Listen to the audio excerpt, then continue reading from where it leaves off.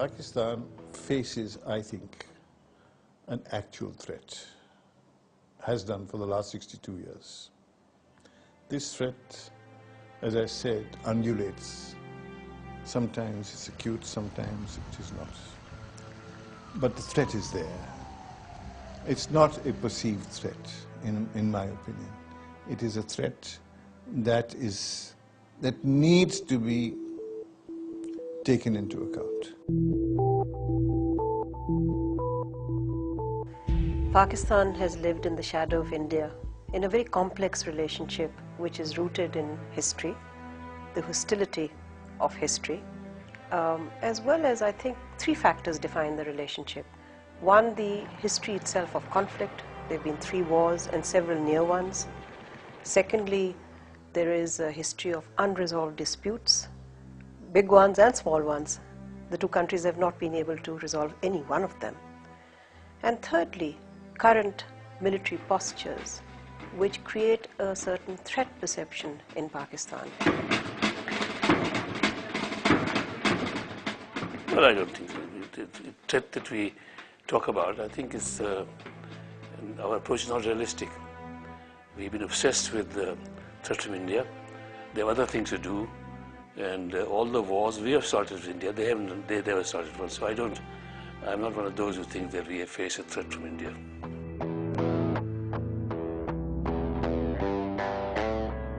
The luxury of hindsight allows us to conclude that a hastily and controversially scripted partition plan essentially led to multiple issues mired in negativity.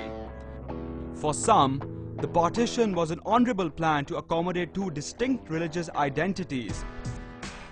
For others, it was upsetting the concept of the whole, that is, Mother India. I think the weakness of Pakistan in the initial stage of its formation made Pakistan very vulnerable to Indian threat. And it was that vulnerability that India invaded Kashmir. And contrary to the decision of the partition, the principles of partition, it occupied Kashmir and the dispute continues to linger on. When we became independent in 1947, there was very clearly statements from the highest level in India, from the Congress party stalwarts, Nehru, his sister, Patel, the hard man, all of them saying that we had agreed to partition only to see the back of the British, and that this partition, in other words, was an aberration, and that it needed to be undone, and that Pakistan should return to Mother India, as it were. These statements were very, very provocative for a new nation. And at the same time, the Kashmir issue developed. And given these 2 factors, there was a great deal of combustion apparent in Pakistan-India relations. And the threat from India, as a result of these statements by Congress leaders and by what was happening in Kashmir, was very significant. I think, as you put it earlier, the threat from the East was there, and it was something very, very relevant and likely to happen anytime. There is a feeling that among a lot of Indian intellectuals that what happened in 1947 was a division of Mother India. That India was one whole concept, and you can see that how history has been distorted, that our father of the nation, Quaid-e-Azam Muhammad Ali Jinnah, has been demonized. In Pakistan, you can praise Gandhi and Nehru, and it won't hurt you politically. In India, when L.K. Advani came to Pakistan on our invitation in 2005, and he praised the Quaid-e-Azam Muhammad Ali Jinnah legitimately, he was penalized. He lost his job as the leader of the Congress, of the leader of the BJP, and then the Congress followed suit. So you can see that even in an open democratic society like India, there are certain humps they're not willing to cross. One of them is the Quaid-e-Azam Muhammad Ali Jinnah. Praise for him is forbidden, virtually, in the media or in the scholastic circle or political circle. Obviously, you can't discount the fact that things were said, things happened, that mistrust existed. And that's not just because of what happened at partition, it's about how the gap grew between the Muslim League and the Congress before partition, right? In this sort of attempt to come up with a power sharing arrangement. But I do believe at the same time that the extent of the threat that we have come to take for granted, the Pakistan state ideology is essentially an anti-India state ideology. It's not, it doesn't have any, it's a negative, so it's a negation of rather than something that stands on its own. And I think that is, without doubt, has been a threat that's been cultivated by the establishment.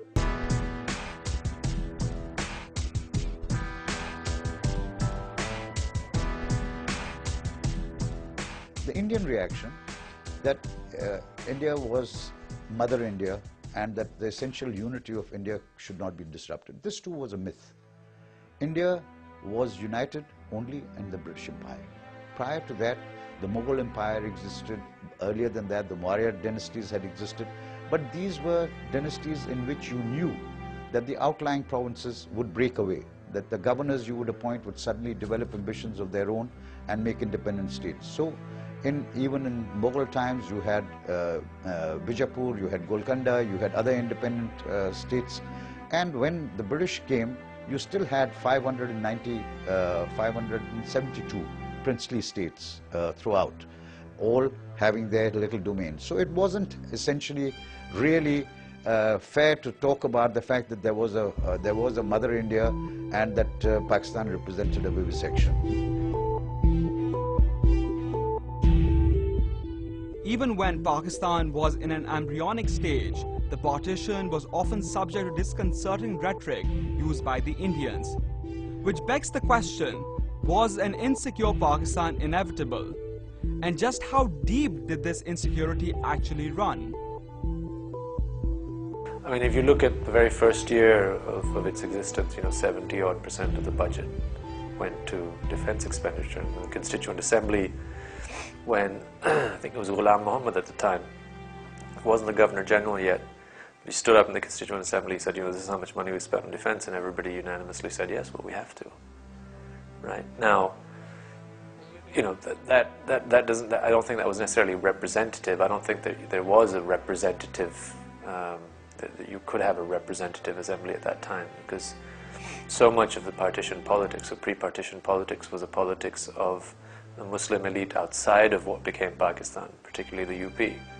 So, this insecurity, I mean, most of those UP guys, whether they be politicians or the administrators who came to essentially take over the reins of the new state, had no real social base in this territory. So if you look at it from their sort of personal viewpoint, Liaquat Ali Khan is a great example.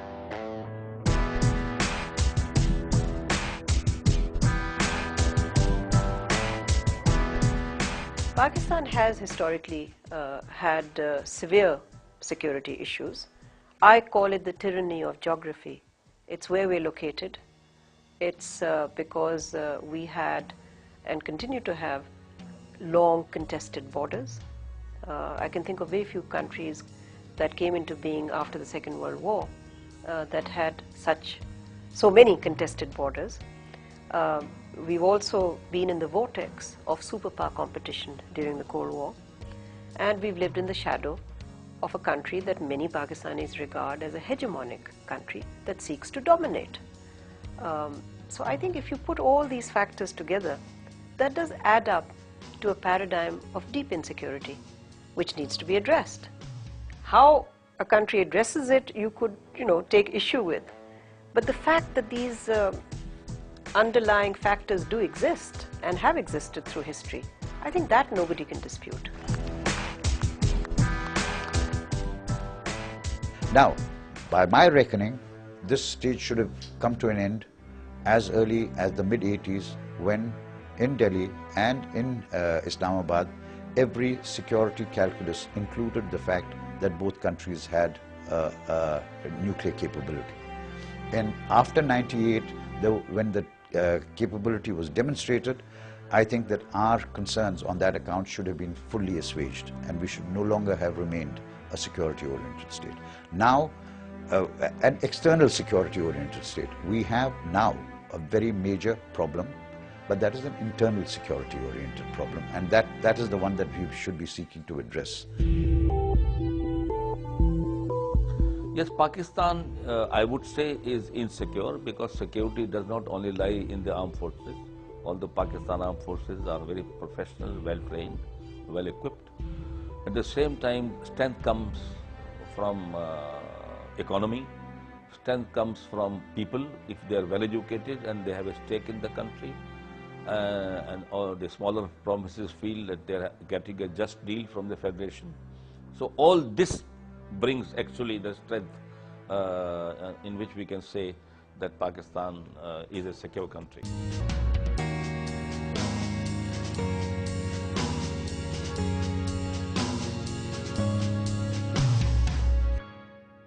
I think if we talk of active threat, I believe there is very little. But there is a potential threat. And the threat is not exactly military. Nation states do have competing interests, and these competing interests create rivalries. And if one party can gain an upper hand and gain advantage out of a situation, they would do so.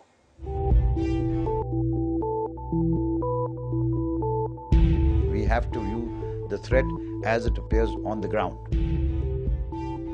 Over 70% of India's Army, Navy and Air Force is actually positioned and deployed against Pakistan.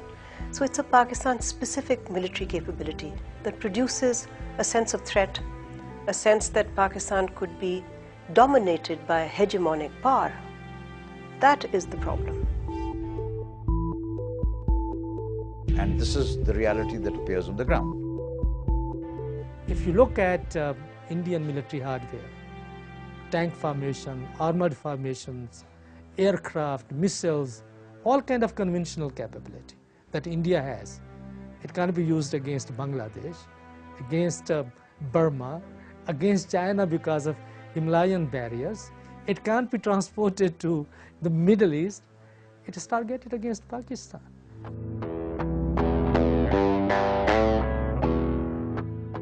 The Indian military hardware is viewed by Pakistan as an actual physical threat to its existence.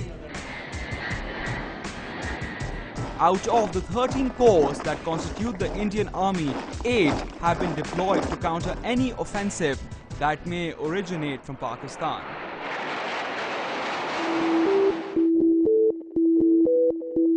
And India has embarked on a very ambitious plan of blue water navy, very strong air force, very large ground forces. So when next door somebody has this capability which can be materialized into attacking your country and trying to occupy parts of it, so it's a real threat. And then there's a history. The way unfortunately we partitioned and we brought scars, against each other. And as soon as we were a free country, then Kashmir war started. And after that, there was 65 war. There was 71 war in which India actually attacked our East Pakistan. Otherwise, never ever East Pakistan could have been separated by Mukti Bahani alone.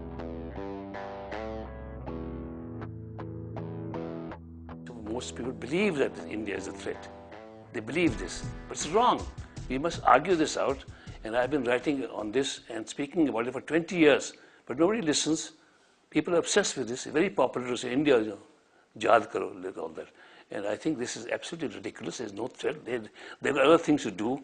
If they can't swallow Pakistan, even if they invaded Pakistan, took it over, imagine what mess they'll be in. Already we are in a mess. And you can imagine what will happen in India. They never thought, in 60 years, they're not aggressed against us. Let us be realistic. We are the ones that have always started fighting.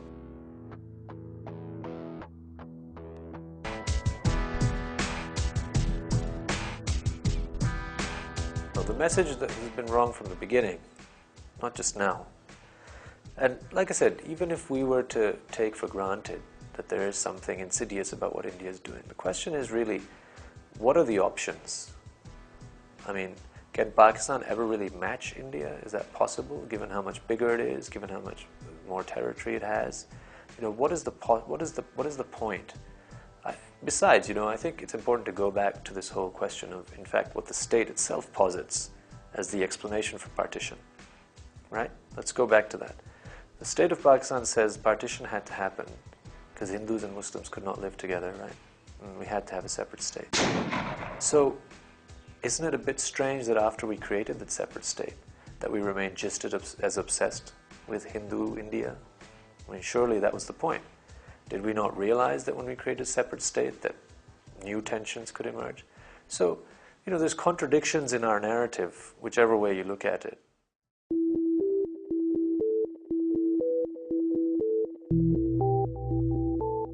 I don't think it is very useful to actually live in history, because if you live in history, you're mired in history. You can never step out of the shadow of the past.